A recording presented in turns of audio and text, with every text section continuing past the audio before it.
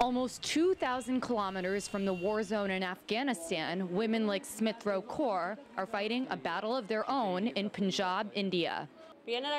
My son lives with me. We lost his father to drugs, and recently we lost his elder brother to drugs.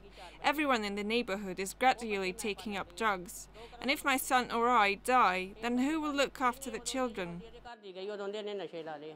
Once known as one of the most prosperous states in India, Punjab is now one of the biggest drug trafficking hubs in the world. Officials say most of the confiscated drugs are coming from nearby Afghanistan, the largest global producer of opium, and the situation is getting worse. The United Nations has reported that opium production has more than doubled in Afghanistan since the United States invaded the country in 2001. Critics say that NATO and the United States have not done enough to eradicate the narcotics-producing poppy fields, which they say is the Afghans' biggest source of income. Afghanistan is such a tortured land, is such a bankrupt land, it's conditioned by enormous stress. So they are resistant to anything you say. The community has hardened itself so much.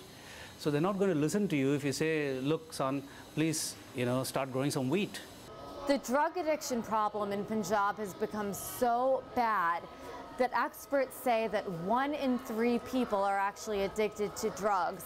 And in this area alone, people say that 70% of the people between the ages of 15 and 35 are addicted to drugs. And that's not good news for these women. Smithrow Kaur's community has now become known as the Village of Widows because of all the men who have died from drug addiction.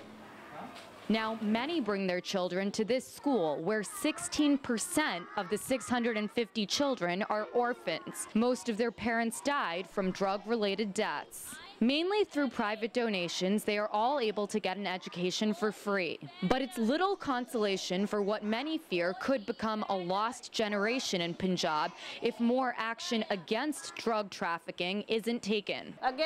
If something happens to my son, what will happen to the family? Where will we go? Can I bring them up myself? Far from the bullets and explosives in Afghanistan, the people of Punjab wonder how they too can escape the war that has started to impact millions of their own. Priya, RT, Amritsar, India.